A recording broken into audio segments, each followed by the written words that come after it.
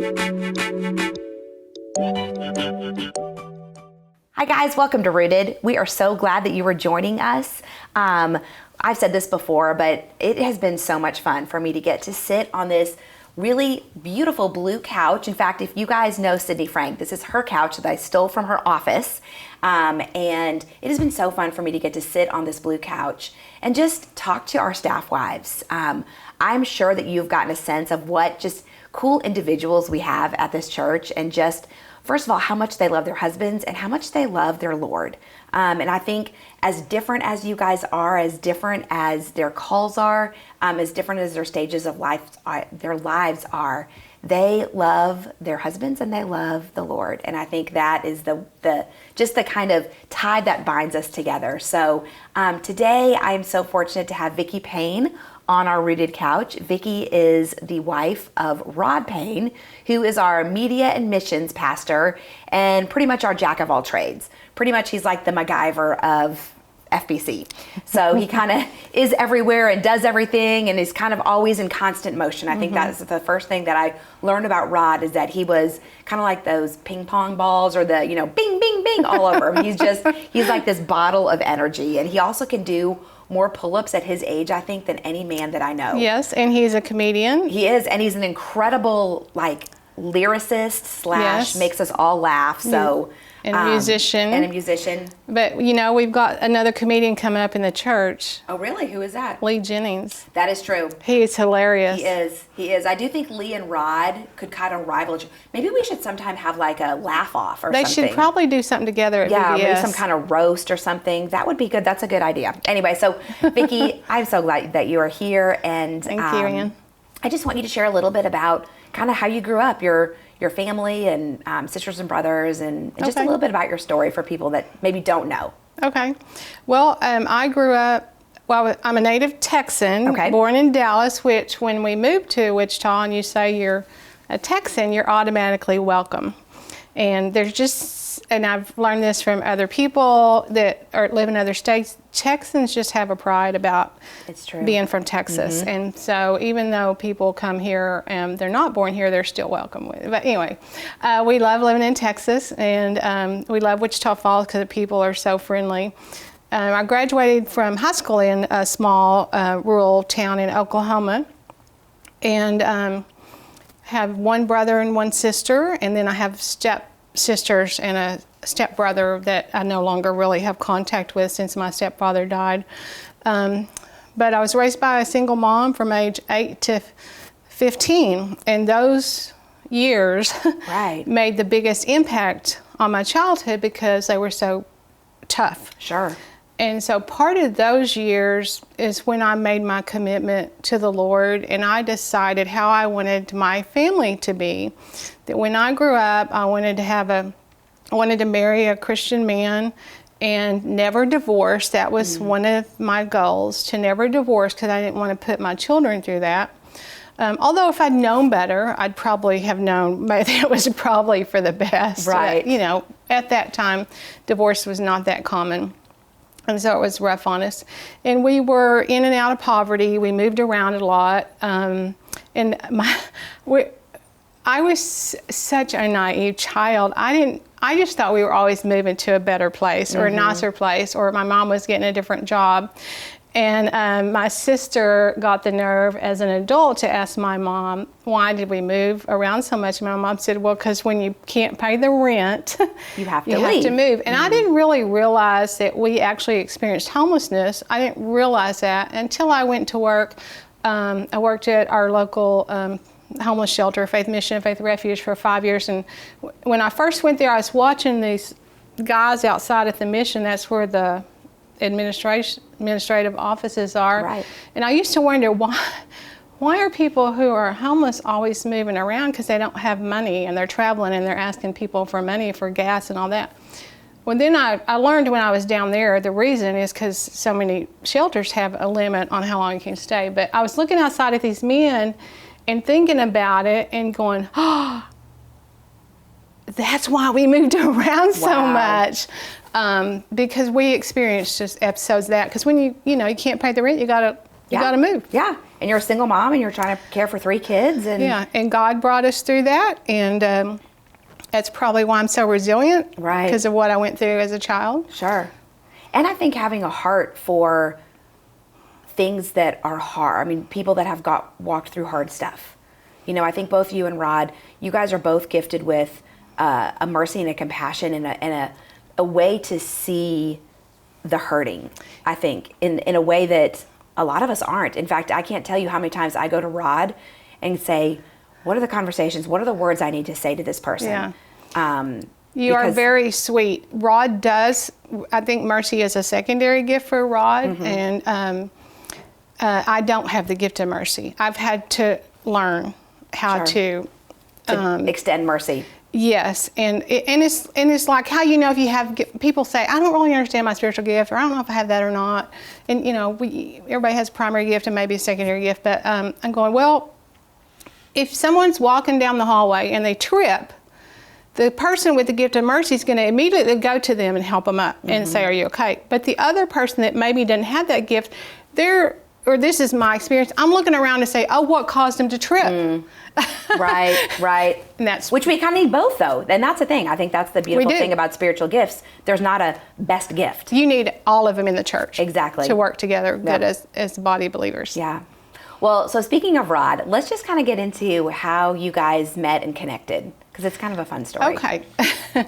We met in high school, so we were high school sweethearts, and that is kind of a long story, but I know time is limited, so we were in theater, and I was the prompter, and he was the angel. He was playing the angel in the... perfectly typecast, right? Rod the angel. In the play Heaven Can Wait. And I was really serious about my walk with the Lord. I hadn't been a Christian that I knew of very long, maybe a year or two when I met him, a couple of years. And so my focus was really on my relationship with the Lord. I was not looking for a boyfriend. He started writing me secret admirer notes, and I just was kind of, you know, I don't know who they're from, and I really didn't care. And there were 2 prompters, and Rod he just had a knack to have his teachers wrapped around his finger. And he had his drama teacher wrapped around his finger, and he said, I just cannot work with that other prompter. And so look at how sly he is. He got that prompter fired, so you have to be there. Yeah, she got relocated. So that meant I had to be there at every practice, and I wasn't old enough to drive. I mean, Rod's not dumb, that's for sure. Yeah, so sometimes he drove me home, and then he started walking me to classes, and then we had our first date in December, and so he asked me at the end of the day what I wanted to do when I grew up.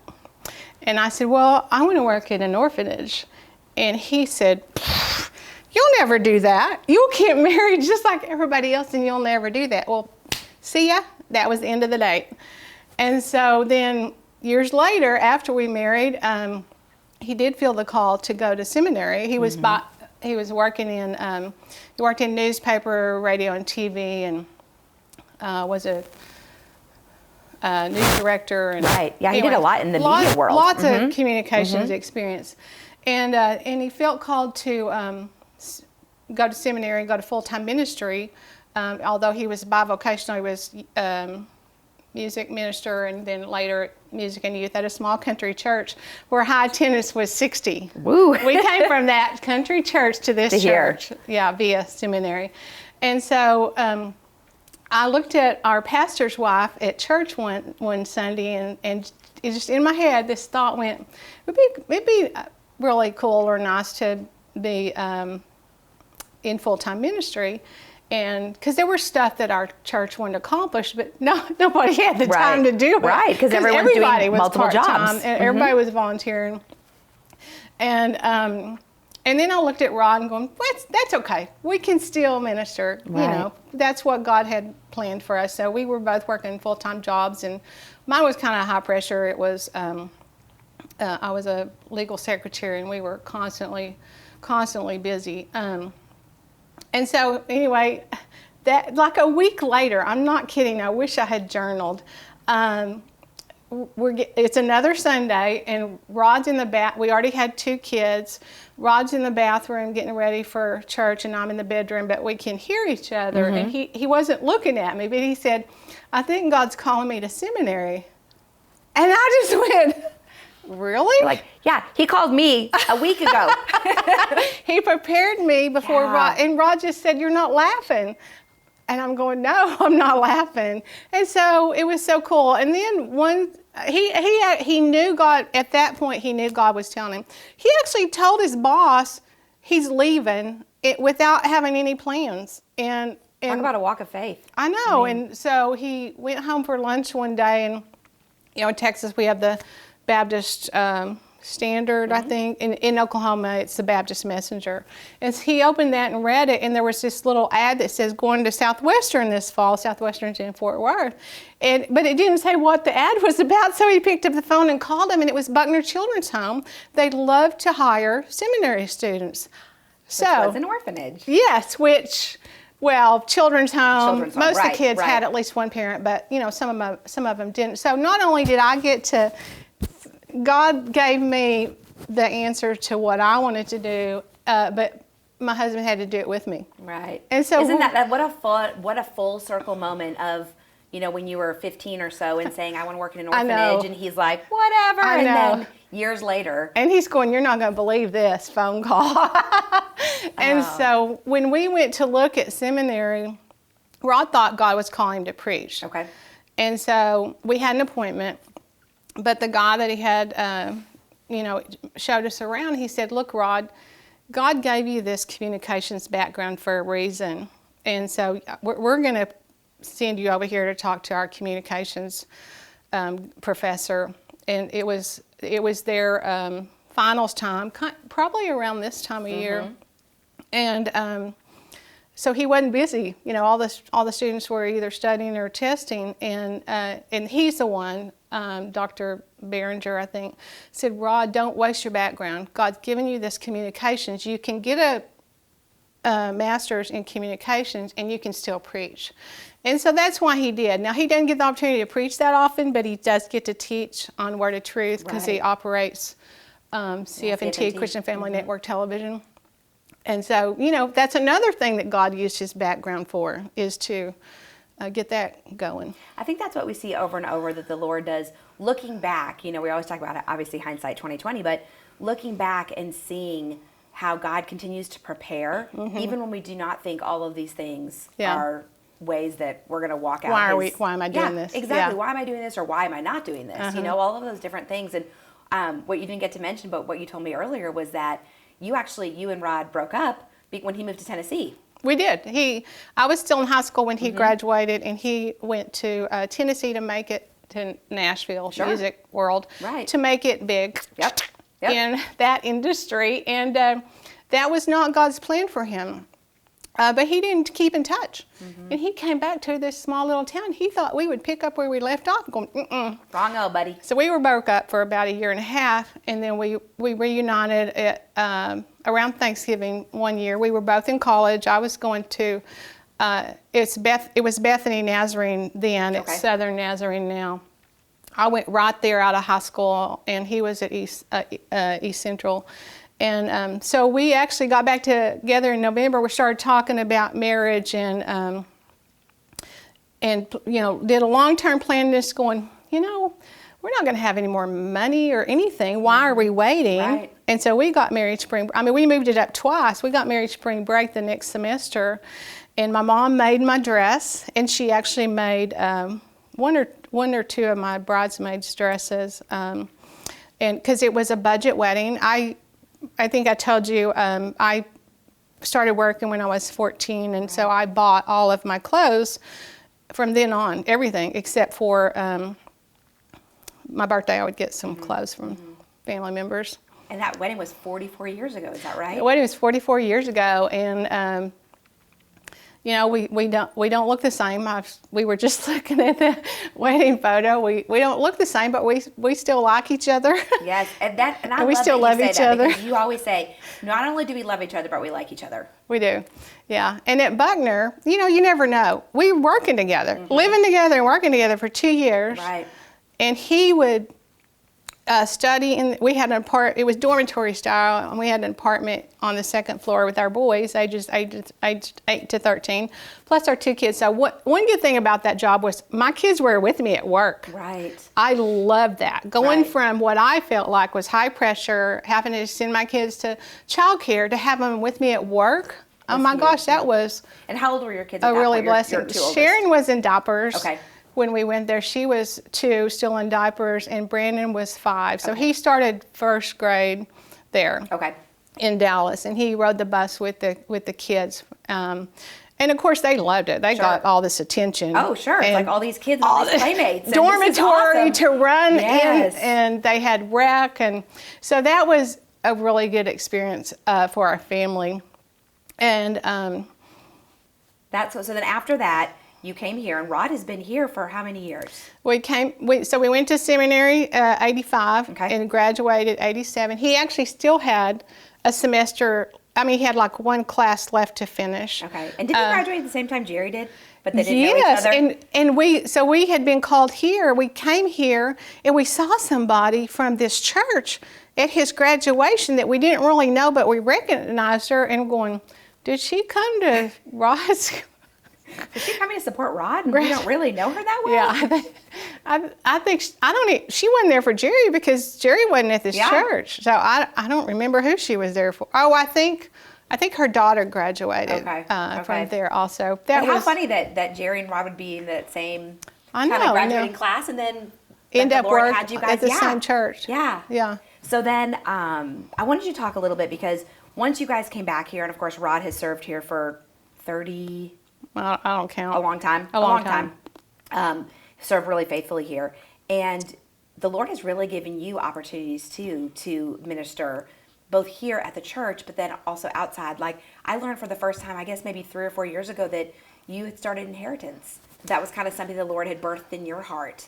Yeah. And so just share a little bit about kind of the different places that you've gotten to minister. So back before seminary, we lived in this 1.5-story house. And I think at this time when I saw this movie, we only had 1 kid. Okay. So I was upstairs watching The Silent Scream, which is a graphic portrayal of what abortion is. 700 Club was playing it, and Rod was downstairs watching it. And I didn't know what abortion was. I just knew that at one time it was not legal, and then it became legal in America. And that tore me up. I just went down the stairs crying. I said, I can't believe this is legal in our country. We've got to do something about it. And so not too long after that, one of his coworkers who was single got pregnant, and she was talking about abortion. We were going, no, we'll do anything. We'll help you anyway. We'll help with medical expenses if you want us to adopt, whatever. We will help you, trying to get her to not do that. Well, she did it, and I thought, well, I didn't pray hard enough. I should have fasted. I'm sorry, Lord. Anyway, that was not my responsibility, but that God opened my eyes to what it was, and that I needed to do something. So then we go to Buckner, and I wanted to volunteer at a pregnancy center, and our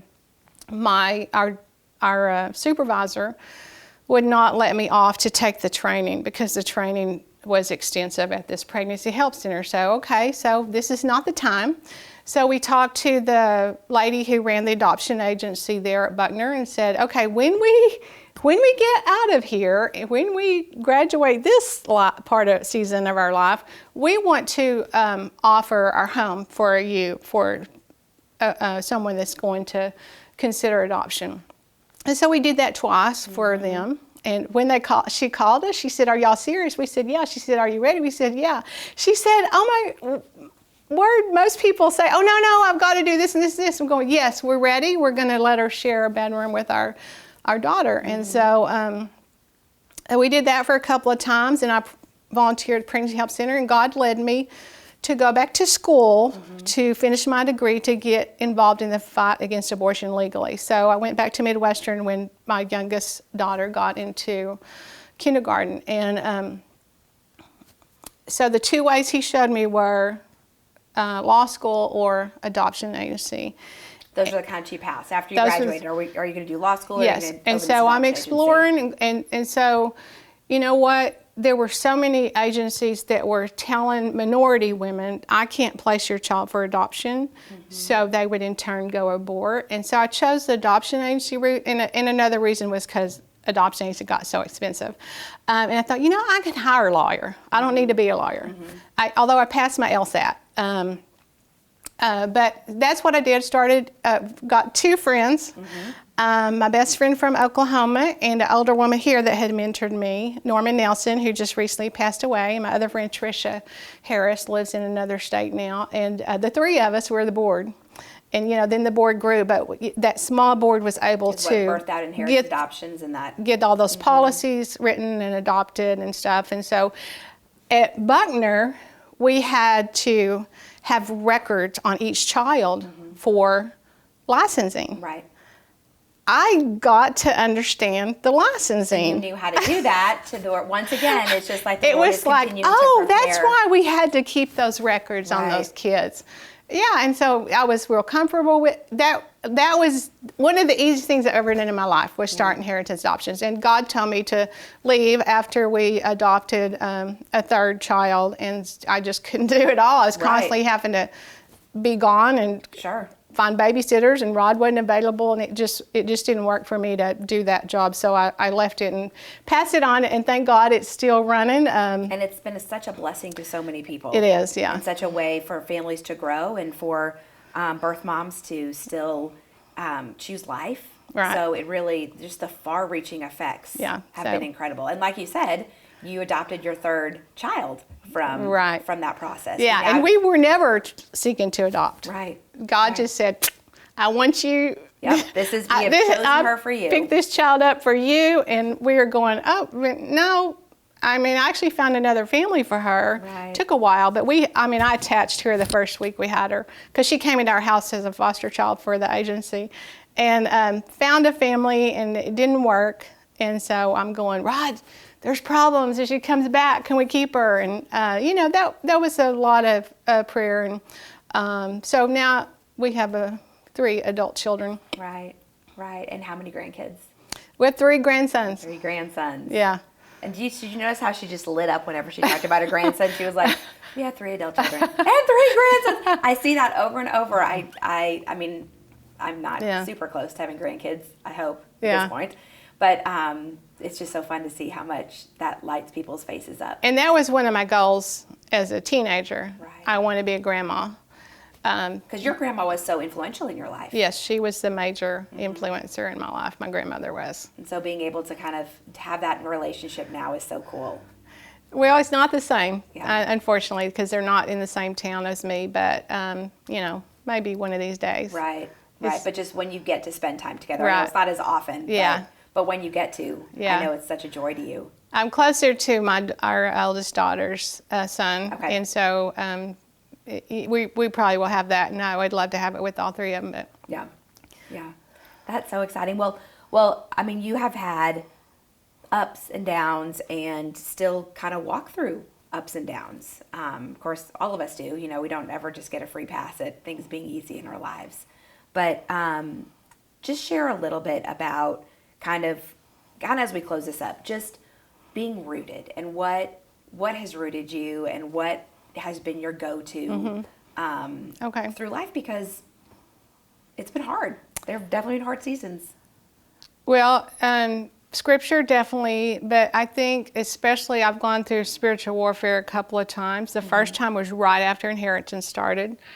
And for the last 4 years, Rod and I have gone through spiritual warfare tremendously. And so it's a combination of things going through spiritual warfare. So it's not only Scripture, but it's that it's prayer, it's that communication with other believers, with them praying for us, with praise music, music, not necessarily as in corporate worship, but on my own. Personally. I would go outside at night when it was dark and the stars were out and the moon was out, and I'd turn on music on my iPhone and sing to it and praise God. And Actually cleaned out a closet, like war room, and went into that closet a lot praying. Right. It's since filled up, but I'd like to clean it out again just to have it. So it's a combination of things. I think God doesn't expect us to go through life alone. Mm-hmm. If He did, we'd be shelter in place all the time. Which would be terrible. Yeah. And I think we need that community to call on people and say, hey, we're going through a horrible time and we need some help here. Right. And so it's been different people praying for us at different times. And one of the first persons that brought our daughter that we adopted, a doll, is on staff here now. She wasn't on staff at that time. She and her daughter brought us a doll, and we were going on a mission trip the next week, and she and her family were going too. And so she has been one of the persons, and her daughter, that have prayed for us through this storm. Yeah. But God has brought us through it, and I would like to say to anybody that's going through any kind of a storm, that let God reach you. And go to Him and say, okay, who, Lord, do you want to help us through this? And He'll give you the names, or He'll send them to you without you having to seek them out. Right. Well, that's such an encouraging word, because I would think the majority of us have gone through storms where we feel like we want to cry out. And, you know, I think we can go to the Lord. Obviously, He's always there, but He also gives us people in our lives to be the physical hands and feet. He does. And I think sometimes we need those physical hands and feet to be able to pray for us, to pull us along, to just provide for those physical needs that we have. Right. And what a beautiful picture that is. And I know that you have been very fortunate to have people that have surrounded you. I would say. And you have surrounded others because of that. I am spoiled. I feel like Rod and I are spoiled by our church family, because there is so much love. I mean, there aren't that many people been here as long as us on staff. Right. There are people in the church that have been here the whole time. And if you let them know there's a need, they will wrap their arms around you and love you through it. And that really, I think it surprised us at some of it, that people were not judgmental, because I think some people, you know, you've asked the question, what would you debunk the myth about being in ministry? And one of them is that it's boring, and that people in ministry are perfect. Well, it's not boring, and I would debunk it by saying, hang around with some people in ministry, and then people who are perfect are people in ministry, because no one is. They're underqualified for ministry. You can't be perfect and be in ministry. It just doesn't work. Right. So one of the scriptures that I'm claiming this year that God's just popped out at me is Galatians 5:5. If we live by the Spirit, let us keep in step with the Spirit. So, okay, Lord, even in the shelter in place, am I spending my time like you want me to do? Because we all have to prioritize our time, and just because we might be staying home doesn't mean it's not honoring God. Right. He doesn't have a purpose for those moments and those times.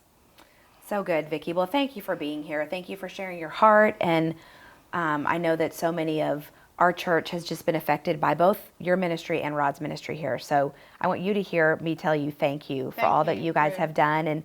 And guys, I know you've enjoyed this time, and we will look forward to seeing you next time on The Rooted Couch.